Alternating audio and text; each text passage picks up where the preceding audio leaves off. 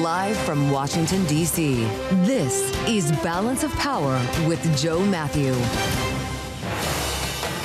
The president turns to Ukraine after unveiling his Board of Peace. Welcome to the Thursday edition as President Trump meets with Volodymyr Zelenskiy on the sidelines of Davos with Trump's son-in-law and special envoy on their way to Moscow to meet with Vladimir Putin today. 20 countries now lining up for the so-called Board of Peace. Not all of them allies, as we will discuss with Bloomberg Washington correspondent Tyler Kendall.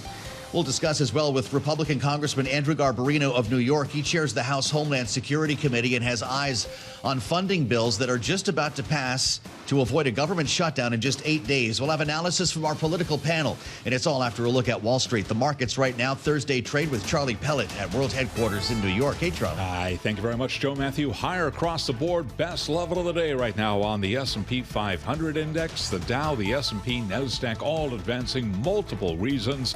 Right now, we have got the cooling of geopolitical tensions, a rally in big tech, and solid economic gains. Solid economic data, all fueling gains in stocks, with the S&P up 58 now, back at 69.33. That is a gain of 0.8%. The Dow pushing higher by 515, up 1%. NASDAQ up 1.1%. The Russell 2000 index of small cap shares doing a little bit better, up by 1.3%. Small caps, by the way, beating the S&P for a 14th straight session.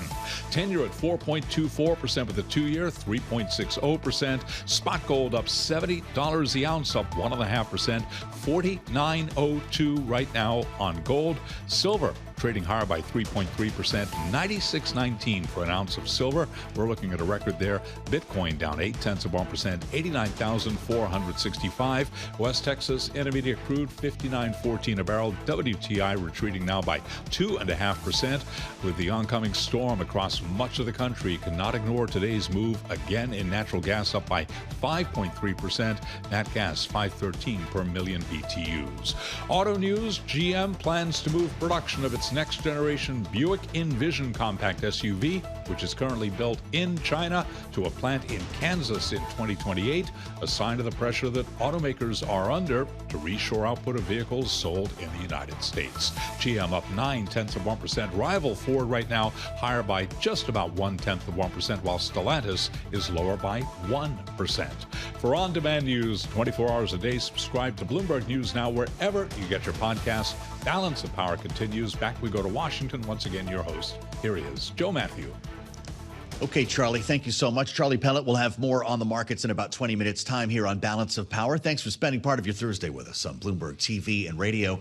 I'm Joe Mathieu in Washington with our eyes on the Truth Social feed. President Trump still overseas. In fact, met a short time ago with Volodymyr Zelenskiy, which we're going to discuss with Bloomberg's Tyler Kendall. But we begin right now with debanking. And the red headline on the terminal: President Trump suing J.P. Morgan Chase. In fact, he just posted a version of the story on Truth Social with the headline: Trump sues J.P. Morgan Chase and CEO Jamie Dimon for $5 billion over alleged political debanking. And we remember, of course, that this has been a big issue for President Trump going back to the campaign trail when he singled out Brian Moynihan at a public event, excoriating him and Bank of America for those allegations. And we'll note, by the way, that Brian Moynihan was not invited to the big soiree with the president in Davos on Wednesday evening. We'll get to some of the geopolitics coming out of the World Economic Forum with Tyler in a moment, but we do want to start here, Tyler. $5 billion. Have we seen any reaction from J.P. Morgan Chase? Because this would fulfill kind of a long-running narrative from the president. So they didn't immediately return Bloomberg News' call for a request for comment, but we had heard from them before, denying that they've rejected business on ideological grounds. Now, no doubt J.P. Morgan Chase was likely expecting this, because actually over the weekend, President Trump had posted on Truth Social saying that in the next few weeks, he was intending to file this suit. He had already advanced his claims and his allegations that the bank had restricted his accounts related to January 6th. Now, this has been, as you mentioned, an ongoing issue for this president. I was thinking about this when the headline crossed. The last time I had actually seen Jamie Dimon here in Washington, I caught up with him on Capitol Hill last year after he met privately with Republicans on the Senate Banking Committee. The chair, Tim Scott, as you well know, had called them onto the Hill, all of the big bank CEOs, to talk about this very issue. So it is something that we know that the administration has been following closely on. But of course, it also comes against what's been a broader backdrop of perhaps escalation, I think it's fair to say, between Jamie Dimon and President Trump in just the past few days, right?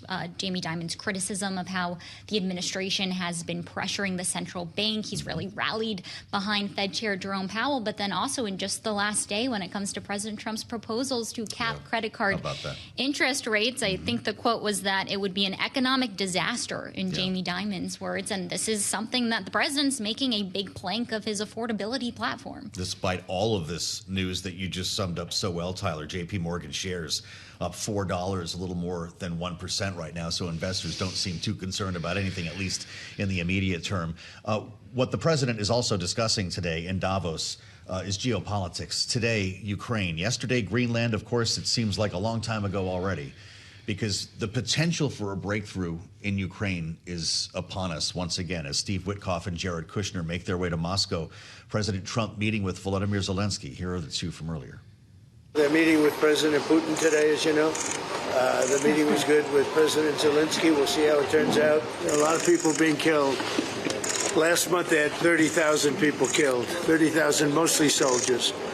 And it's really a war that has to end. And we're actively working to reach solutions, real solutions. Today, we met with President Trump, and our teams are working almost every day. It's not simple. The documents aimed at ending this war are nearly ready, and Russia must become ready too. Now, this all, of course, following President Trump's unveiling of what he's calling his Board of Peace before a big crowd in Davos, some 20 nations signing on. But let's start with Ukraine, Tyler, unless you can stitch these two together. I don't know if the Board of Peace would be involved in Ukraine. This seems to be about something larger than just Gaza. But what could these meetings bring in the next 24 to 48 hours that would be different than any of the other meetings we've seen? Well, perhaps one of the connections that we can pull to stitch them all together is that there has been raising concerns that some of the issues over the past few days have actually distracted from what is expected to be progress when it comes to the talks in Ukraine, most notably Greenland, with the Ukrainian president himself, Zelenskiy, there, accusing European allies. The redhead on the terminal was that he tore into allies because they get distracted by other issues. It was a pretty remarkable speech from the Ukrainian leader. Now, in terms of the Board of Peace, that also tied into Ukraine because we know that Russian President Vladimir Putin was invited to go, and that has also stirred some concerns from our allies and Ukraine itself. In terms of what the talks this week could potentially yield, as you mentioned, the President's special envoy, Steve Witkoff, his son-in-law, Jared Kushner, are headed to Moscow, and we learned today that there is a potential for trilateral talks, not at the leadership level, which we've all been waiting for. That would signal really substantial progress, but on the technical level, and that is considered to be progress in the right direction that U.S., Ukrainian, and Russian officials are all going to get in the same room in the following days. Special Envoy Steve Witkoff told Bloomberg Television earlier this week that they're about 90% of the way there. We keep hearing that from administration officials because they have made substantial progress when it comes to the security guarantees. That's been a really big sticking point. But, Joe, two other things that we need more concrete details on. One, what does the rebuilding process in Ukraine look like, the reconstruction process? Where is that money going to come from? And two, still big questions about potential territory concessions by Ukraine and what is on the table and what the sides are willing to accept. Great job, Tyler. Thank you so much. I appreciate the reporting. Tyler Kendall, Bloomberg Washington correspondent, with a lot of cross currents coming out of Davos, and a pleasure to spend some time with the chairman of the House Homeland Security Committee at this moment. Congressman Andrew Garbarino, Republican from the great state of New York, is with us live from Capitol Hill. Mr. Chairman, welcome back to Bloomberg TV and radio. Do you feel like something might be different this time, that we might be on the precipice of a breakthrough? Or are we still humoring Vladimir Putin when it comes to Ukraine? Well, I hope, I agree with the president that whatever happens, we need to solve this war soon and hopefully get some peace in Ukraine. I think we really, there's been so much bloodshed and there's just so much trouble happening with the Ukrainian people. They deserve peace, and they deserve our support. And I'm willing to give it to them. Well, I'd love your greater takeaways on Davos. This has been one heck of a 48-hour news cycle, Mr. Chairman. My goodness, yesterday we were wondering in the morning if we were going to be about to invade Greenland. We've moved on, apparently, to quite a number of other things. We keep hearing these references to a new world order. How would you describe it? Well, look, back to Greenland, you said there's some good news coming out of Davos. President said no troops on the ground there. He's working with NATO to come up with a solution. And I honestly think, I understand where the president was coming from here, talking about the importance of Greenland. China and Russia have been showing a lot of aggressiveness in the Arctic. And I understand, as Homeland Security Chair, the need to protect the homeland. And Greenland is in a very peculiar place, and making sure that China and Russia don't have the free run of the Arctic is very important. So I understand where the president was coming from about mentioning Greenland's strategic positioning, and I'm happy that we are going to work with other members of NATO in Europe to make sure that Greenland is protected, as well as the European continent and the American continent. Does this make NATO stronger? Does it weaken NATO? We were told at the outset of this Davos World Economic Forum that the future of NATO was at stake. That was the Danish Prime Minister. How do you see it? NATO is extremely popular and important and has a lot of support here in the U.S. On both sides of the aisle, Republican and Democrat. I don't think this was going to be the end of NATO. That would have been playing right into our adversaries' hands. Everybody who's in NATO is stronger because we are a part of NATO. And I actually hope we can grow NATO and bring other countries in, because bigger alliance, the stronger we are, and shows that we're all on the same page. Yeah. And we need to do whatever we can to show that to our adversaries that they can't take advantage of us and pit us against each other. Well, it's really interesting to hear you say that. Before we move along, and I'd love to ask you about some domestic issues. Should Ukraine be one of those members, or is that a bridge too far? Listen, I think the reason Russia invaded Ukraine is because Ukraine was not a member of NATO, and if that's something that the other NATO countries are willing to consider, it's something that I think we should all consider. But again, to gain entry into NATO, you have to have the support of other NATO countries. So that's something that is up to the NATO states to decide. Well, I want to get right to the center of your attention here as chairman of the Homeland Security Committee, because I'm guessing you know more than most about what's about to happen with the funding bills specific to the agency, the Department of Homeland Security, because there's been a bit of an argument between Democrats and Republicans about adding language to put some controls or directives around the way that ICE conducts immigration enforcement. Body cameras have been floated, some other ideas like training when it comes to de-escalation. This was seemed to be coming to a boil last week. Maybe it's more of a simmer right now. This is the Speaker of the House, Mike Johnson, talking about this just recently. Mr. Chairman, listen to the Speaker and we'll have you respond. Hey, Democrats, if you have a problem with ICE, which many of them do, of course, irrationally, you should not take down the appropriations bill, because there's all these other areas of Homeland Security that are essential. You know, Bill, you spent a lot of time down on the border. You saw the abuses of the last 4 years. We've got to correct all that, and you have to fund the Department of Homeland Security to keep us safe. This is not a game. We can't do a CR on Homeland Security. Think of what will happen. So I guess my question is, will this end up in a continuing resolution, or will there be a deal on Homeland Security funding? Well, we'll know that answer in about an hour when the bill hits the floor. I think there will be. I think there was a four-way agreement amongst the appropriators and the leadership, both Republican and Democrat, that helped draft this Homeland Security appropriations bill. I think it will pass with bipartisan support. It might not have overwhelmingly bipartisan support, but it still will have bipartisan support. And I agree with the Speaker. Doing a continuing resolution on the Homeland Security bill alone just gives more power. It takes it away from Congress and gives it more to the administration. And I think we don't want to shut down the Department of Homeland Security by not passing anything, because then you're shutting down the Cybersecurity Information Security Agency. You're shutting down. We're not going to be able to pay our transportation security officers at the airports. I mean, there's a lot of FEMA is another agency that would be affected. there are a lot of agencies that fall under the Department of Homeland Security that don't deal with ICE that would be affected by a shutdown for the department. So I'm hoping the bill passes. It is a negotiated, four-way agreed upon bipartisan bill, and I hope it passes in about an hour. You're not expecting a shutdown, though, right? I mean, your worst-case scenario is a CR for Homeland. Listen, worst-case scenario is probably a shutdown for Homeland, but I don't anticipate that happening. I really do hope that everything does passes today, and it all gets passed in the Senate next week, and the president can sign it before the 30th.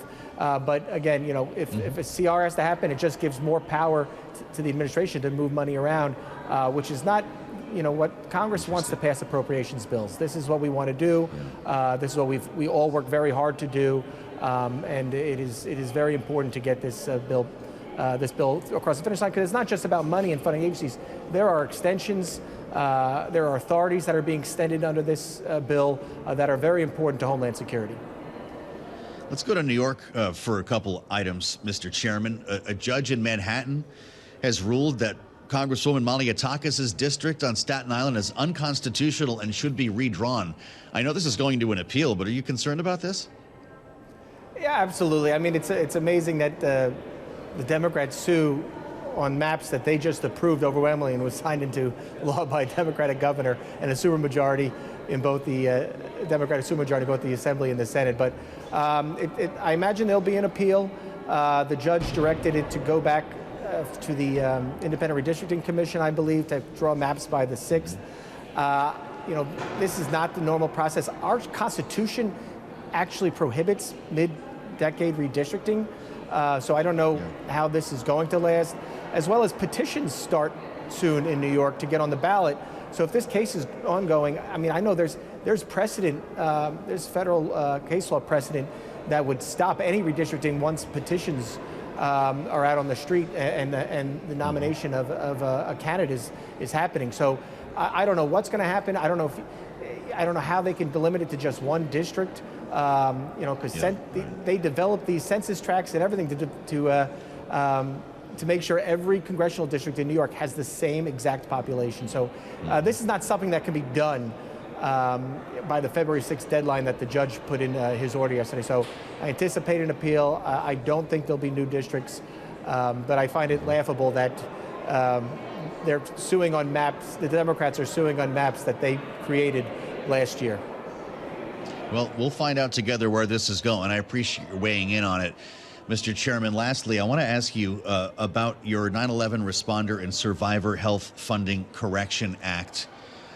Will this see action on the floor if that aforementioned DHS funding bill does not come together the way you want?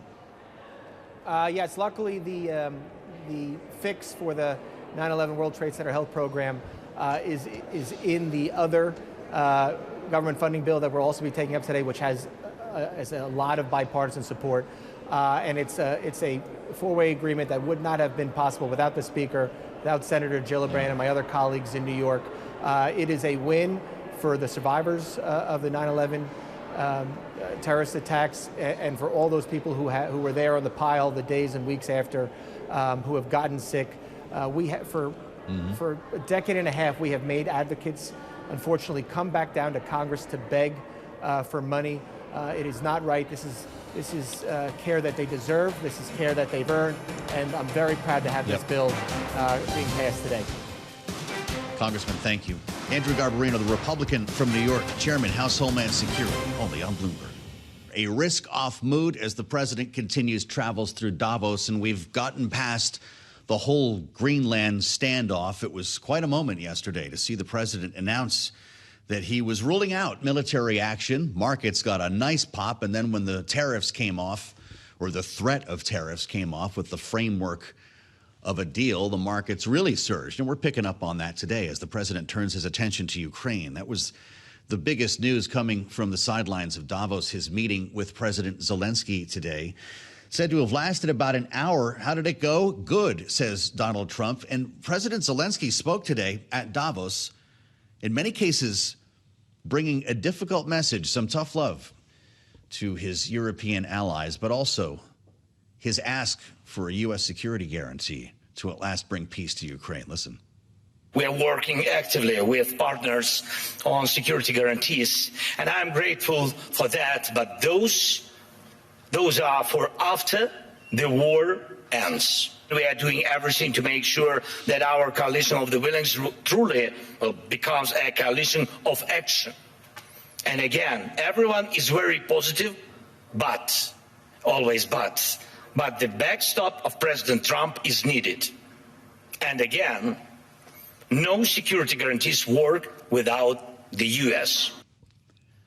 There was no guarantee that Zelenskiy would even be there. He's been overseeing efforts to respond to massive Russian attacks on energy infrastructure and indeed civilian neighborhoods in Ukraine. Millions of people are without power in Kyiv and several other regions. That, of course, means no heat in the throes of winter. But indeed, the meeting was good. The quote from President Trump as his son-in-law, Jared Kushner, and Special Envoy Steve Witkoff head for Moscow to meet today with Vladimir Putin. What comes next? We assemble our political panel, having had many conversations at times like these.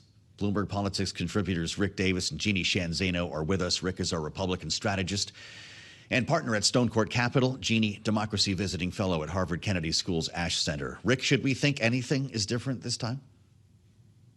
Not really. I think that Zelenskiy's starting to sound a lot like Donald Trump, taking it to Europe for cozying up to the Putin regime for so many years and giving Putin a false sense of security that Europe wouldn't challenge him. And, Zelenskiy pointed out some very clear things, not going after the dark fleets that are enriching the Russian war machine. And by the way, Donald Trump took a lot of gas for stopping some of those ships coming out of Venezuela. And so I think there's a coming to gathering of interests on the part of Ukraine and the United States for a change. But the roadblock isn't Europe. It's not the U.S. It's not Zelenskiy. It's Putin. The only reason there's not a peace agreement in place right now is Vladimir Putin. And Vladimir Putin has not indicated one single time a willingness to drop some of his demands that are non-starters to the rest of the world, including the U.S. So unless Witkoff and Jared Kushner can come up with some kind of rabbit out of the hat in Moscow today, I think we're just going to be disappointed again. Well, so Jeanne, does the administration get an E for effort here, or at some point has to admit that it has no leverage over the outcome? Joe, I don't think there's a grade of E, at least one that I know of. Sure, we can give them a grade of E for effort, but the reality is that the situation in Ukraine is increasingly dire. And I agree with everything Rick just said. I would just add one area in which change has occurred. Things are getting worse in Kyiv. The situation is dire. It's an economic crisis. They don't have financial resources. They don't have the manpower to fight. There's political corruption. Public morale is really, really declining. And that means, and this is according to the assessment of many experts in this area, it's really difficult to imagine Ukraine sustaining this through the end of this year. That's how dire the situation is there, which means they don't have a lot to negotiate with. And there is no evidence, as Rick just said, that Vladimir Putin has any incentive to change his ways. Perhaps if he's really keen on getting on the board of peace, he says, okay, I'll give you one little thing. But everything that resolves this now is going to be on Putin's terms. And Zelenskiy should know that. I assume he does. And he is getting squeezed on both ends. And there's not a lot of room to. It's a really bad situation for Ukraine. And of course, given the tension between the U.S. and Europe now, which I believe is sustained regardless of Greenland, it doesn't make the situation any better for Zelenskiy. Well, you brought us to the Board of Peace, Jeanne, so let's talk about this for a moment. There was actually a signing ceremony in Davos for the Board of Peace Charter, which, of course, Rick, makes Donald Trump the chairman of the board.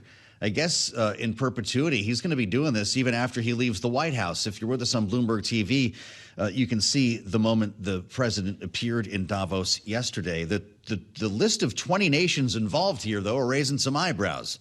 These are not all allies. when you consider the likes of Vladimir Putin being invited, add Pakistan, Hungary, Belarus, Saudi Arabia, and Benjamin Netanyahu agreed to join the board. Rick Davis, he couldn't attend the signing ceremony, though, because he's wanted by the ICC for alleged war crimes. Should we be comfortable with this arrangement? You know, it's hard to tell what the test of time is going to be on this. I remember in 2008, you know, when we were running the McCain campaign, we put out a League of Democracies. We, too, were frustrated with progress out of the UN, like Donald Trump has been. And we felt that the world could use like-minded countries who supported democracies to weigh in on these global matters. The problem with this construct is there's no unifying principle. I mean, when you can have Donald Trump sitting across from Lukashenko from Belarus, who's terrorized his own people, and in league with, you know, Vladimir Putin on the war in Ukraine, I mean, I'm sorry, that's unacceptable. Is this just another effort by Donald Trump to get leverage over the UN, to get the UN to do what they want, the UN to do what he wants? Maybe. I mean, like, this is the kind of circus that Donald Trump is able to get over top of other people and other organizations to do his bidding. So I think, you know, the advantage Donald Trump, he's been able to pull this off. He's got countries that are credible signing on, even though that some of the members have no credibility whatsoever. Well, Rick just said a lot. Jeanne, are we to believe, by the way, I think it's $1 billion for a permanent seat on the Board of Peace. If Vladimir Putin ponies up the money, and I think he's indicated that he will, does he help then decide on peace in Ukraine? Yeah, the peacemaker Vladimir Putin, and he has said he would pony it up provided he was met with some things that he would like forgiveness for certain things. So, you know, there's a transaction there. This is a list of semi-autocratic countries, leaders, friends of Donald Trump. I have to say, I am not responsible for this, but I heard somebody describe this as a gathering of the misfit toys from Rudolph the Red-Nosed Reindeer. And I think that's an apt description of this bunch. And the only surprise here in my mind is that this thing is not yet named the Trump Board of Peace. This is by no means a serious endeavor to move Gaza into a peaceful area like he promised. This is all about branding on the part of Donald Trump, who is so desperate to win a peace prize, he's going to do anything he can. But this is not serious. And just look at the absence of our NATO allies on that stage today. It was utterly stunning to look at the collection of people there. Spending time with our political panel, Bloomberg Politics contributors Jeanne, Zaino, and Rick Davis. We're getting some headlines, guys, on the first response that I believe we're getting from J.P. Morgan Chase to the president's announcement or decision to sue J.P. Morgan for some $5 billion over debanking. The statement just out, J.P. Morgan Chase says it respects the president's right to sue them and says it does not close accounts for political reasons. Rick, we've only got about 90 seconds left. This issue of debanking is something the president's been talking about going back on the campaign trail. How real is this issue in your eyes, and how much does Jamie Dimon have to worry about? You know, it's hard to tell. I don't really understand the legal framework for which Trump's suit against J.P. Morgan and Jamie Dimon exists. But I also think that this is leverage on Jamie Dimon. He's very influential in the financial community. He's been outspoken, calling balls and strikes on the Trump administration. When they do something he thinks is bad, he speaks out. And when they do something good, he says so. So I think it could be just working the ref, you know, and trying to get Jamie Dimon a little bit more on board with his approach, especially at a time, you know, when he's going to want people echoing his sentiments on things like a new Fed chairman and things like that. So, yeah, I have a hard time seeing that this is a real legal issue and more sort of positioning the administration in the financial services community. Okay. 30 seconds, Jeanne. Are Chase cards going to be capped at 10% now?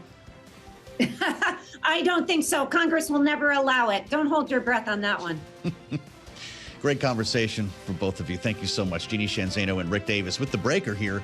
J.P. Morgan says it does not close accounts for political reasons. We'll let you know as we learn more about the status of this suit and more from our great panel. This is Balance of Power. I'm Joe Mathieu in Washington, only on Bloomberg. On everything unfolding in Davos, it's really been driving the news flow this week, even as things unfold here in Washington with a funding mechanism 8 days out now from what would have been a government shutdown, or I guess still could be, and it looks like they're making progress on passing all of the spending bills. In Davos, it's been a conversation largely about geopolitics, even though the president did deliver an address that was framed as a speech yesterday on affordability. The fact of the matter is we've been talking about Greenland. We've been talking about Ukraine. We've been talking about Canada, the Board of Peace, the tension with Emmanuel Macron. And my colleagues on Bloomberg Surveillance this morning spent some time with the Commerce Secretary, Howard Lutnick, asking about all of the headlines and what Mark Carney himself describes as a new world order. They asked Lutnick how he would describe relations with those countries. Here's what he said.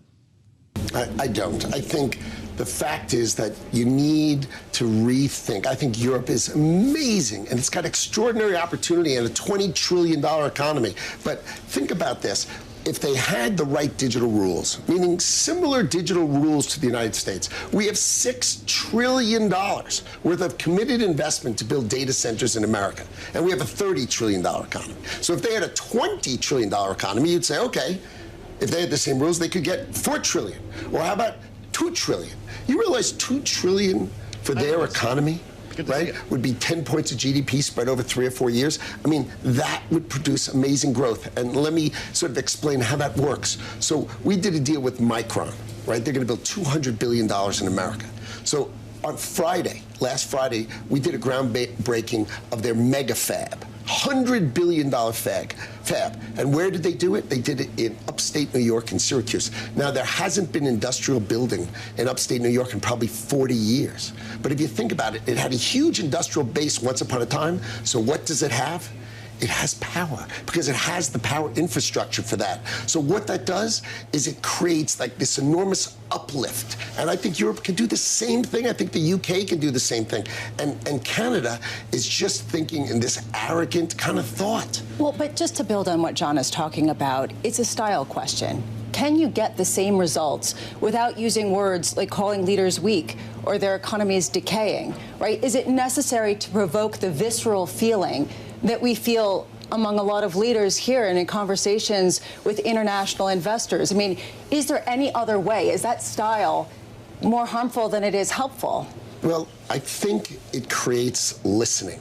Like people pay attention to it and listen to it. If you just sort of blend in, no one hears anything in Davos, right? Everybody says the same blah, blah, blah, blah, blah. And if you need to break out and you need to say it. So my view is, right, that Canada has never expressed to the world that they have the best deal, the second best deal in the world. The best deal in the world is Mexico, because remember, they have USMCA, which means 85% of the Canadian economy comes into the United States for zero. And there he is complaining that he's going to go to China and improve it. What's he going to do? China's delighted to sell to him. But do you think China's going to open their economy to accept exports from Canada? This is the silliest thing I've ever seen. They have the second best deal because Mexico's got a little better deal. They have 25% on the extra 15%, whereas Canada's got 35% on the extra 15%. But give me a break. They have the second best deal in the world. And all I got to do is listen to this guy whine and complain. Another rambunctious conversation with the Secretary of Commerce, Howard Lutnick, in the snow at Davos. President Trump will be on his way home shortly today following his meetings with Volodymyr Zelenskiy. I'm Joe Mathieu in Washington. Thank you for being with us here on Balance of Power on Bloomberg TV and radio. We've had a long-running conversation on this program about Pentagon procurement and the emergence of some really fascinating technologies that have changed the way Washington is looking at defense. It's a conversation we've been looking forward to with Joseph Welch, who joins us in studio now, Executive Director of U.S. Army Transformation and Training Command. He's a civilian operator in the Pentagon, but the equivalent of a 3-star. And Joseph, it's great to see you. Welcome to Bloomberg TV and radio. Thanks for having me. We talk about AI a lot, and when it comes to use cases, people look at ChatGPT or what search results they might be getting at some point. You're going a lot deeper with this technology to actually harness the technology and procurement for weaponry? How is it changing the way that we look at weapons procurement? Yeah, I think absolutely we've got to be using AI, right? Our adversaries are going to be using it. It's like any other evolutionary or revolutionary technology. We've got to take advantage of it. And that's true in our weapon systems. It's also true in the way that we buy things. With our weapon systems, really the power of AI is in our data, right? And the major initiatives we've got underway now are really freeing our data from the siloed systems that they exist in today so that we can apply these AI tools and we can give our commanders the ability to make faster, better decisions on the battlefield and outpace our adversaries. Now, is the Pentagon, I don't know if you can answer this, are you working on, do you have your own AI? Is there like a DoD LLM out there that you're using, or are you taking from private companies who are expanding this technology? Yeah, really what we're doing with our reform efforts with procurement is looking to leverage commercial as much as we can, right? So anything from AI to cloud technology, communications capabilities, because that gives us sort of a market efficiency in driving our costs down so that we can get this capability out more quickly with the budget that we have. So absolutely, we're doing that.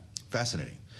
A lot of people watch the United States, as the president described it, knock the lights out in Venezuela a couple of weeks ago.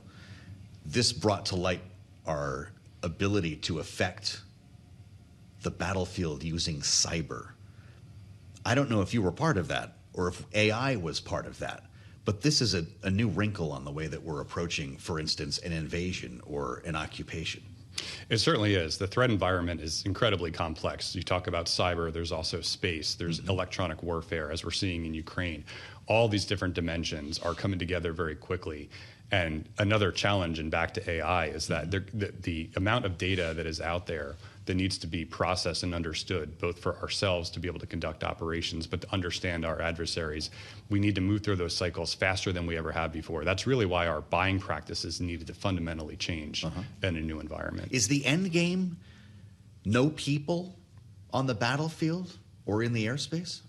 It's absolutely not. No. We absolutely need human judgment and experience involved in complex decision-making. So this is to augment what our troops are already doing. It absolutely is. If you think about, the cognitive burden on our commanders, on our soldiers, our troops right now, in terms of all the information coming at them, the decisions that they have to make increasingly faster, AI advanced tools are to enable them to do those jobs better, to clear the battlefield for them, if you will, so that they can make those human-based judgments consistent with our laws and our values. When you start talking about the use of AI in the battlefield as opposed to in the procurement space, we're hearing wild stories about even what the F-47 with the ability to fly with its own fleet of drones. You have almost your own squadron with one man in the cockpit of an airplane. They can then communicate with ground forces, which is talking to people back home. To what extent is AI stitching all of this together? It's AI. It's also a lot of other commercial tools that you may be familiar with. Yeah. You know, if you think of your phone or your tablet, it's on Wi-Fi, it's on cellular, it goes back to Wi-Fi, very seamless. When you think about the apps that are on your tablet, how they can seamlessly work together, share and exchange data. They're simple and easy to use. Like, that is the experience that we're delivering to our soldiers to enable them to conduct their missions effectively, the same as you or I use that kind of technology in everyday life. Interesting. And to the extent that you're working with private contractors now, are you using the same companies that we're familiar with? I mean, do you get on the phone with CrowdStrike or Palo Alto, or are these defense contractors that are not household names?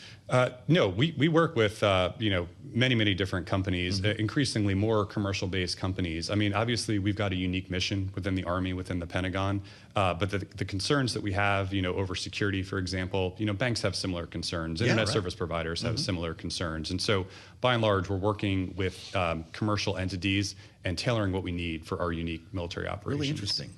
Is it your job to buy Blackwells and Rubins? Do you have to go to NVIDIA and get these same AI chips that the private sector is drooling over? Yeah, absolutely. We need AI chips, right? The question is whether do we need them, inherently within the military, or can we take advantage of those in a commercial setting? Okay. There are circumstances where we need capability, that's disconnected from the cloud or from anywhere else. We have a lot of contingencies that we need to plan for, and we're going to need chips like that in order to enable disconnected operations on the battlefield. That's fascinating. So that means the Pentagon has data centers, is what you're saying. We have less data centers than we used to, right? Really? Yes, we do. Because absolutely.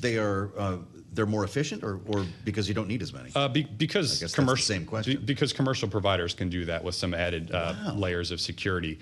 Really what I'm talking about is when we are completely disconnected, we have no way of getting back to a data center, whether it's ours or commercial. We still need to give our soldiers the ability to conduct their missions and do that in a digital fashion. Well, you've got an interesting situation.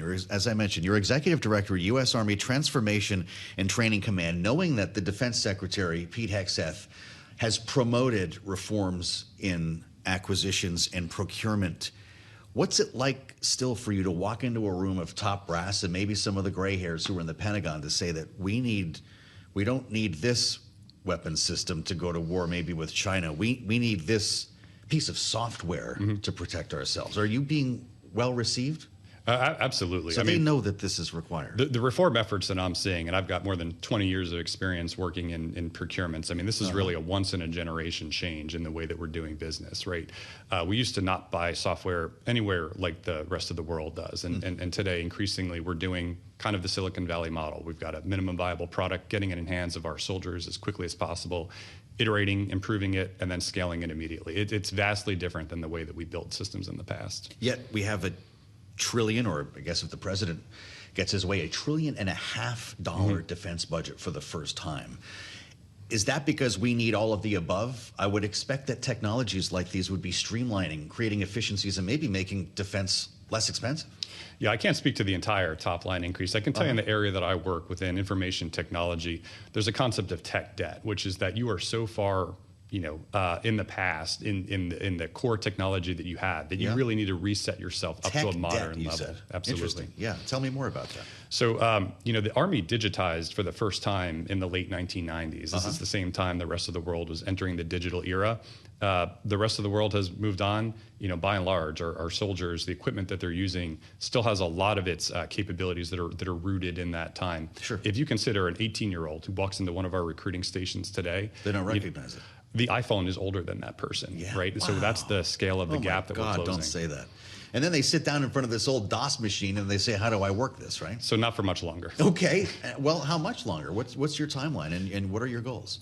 Yeah, so our goal is to rapidly advance the state of technology. As I say, retire all of that tech debt, get modern capabilities that you're familiar with from your phone, your tablet, give our soldiers the same kinds of things, because the underlying portions of that technology, the availability of the data, the ability to work together, it already exists commercially. We've got some unique missions, but we're starting from the point of commercial. That's what's going to let us scale fast. Wow. Imagine conducting procurement in the largest office building in the world. That's your job, right? Yes, sir. I'm glad you could come to tell your story, and we'd love to hear more as some of these technologies are identified. Joseph Welch, U.S. Army Transformation Training Command. We really appreciate the insights today. Thanks for being with us on Bloomberg. Thanks, sir. Anytime you can cross the Potomac to come see us, that'll be a good thing. I'm Joe Mathieu in Washington, and I'll meet you back here on the late edition of Balance of Power. We'll keep tabs on what's happening in Davos and watching votes on funding bills in the House of Representatives 8 days out from a funding deadline. Not anyone is talking about a shutdown.